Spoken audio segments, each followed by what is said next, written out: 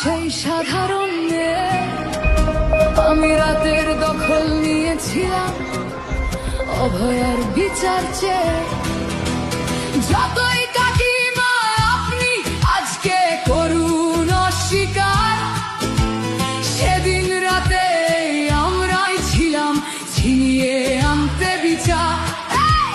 সংসার আর অফিস সামলেছিলাম আমি রাজপথে। কোথায় ছিল মোদি অমিত শাহ সেদিন আপনার সাথে?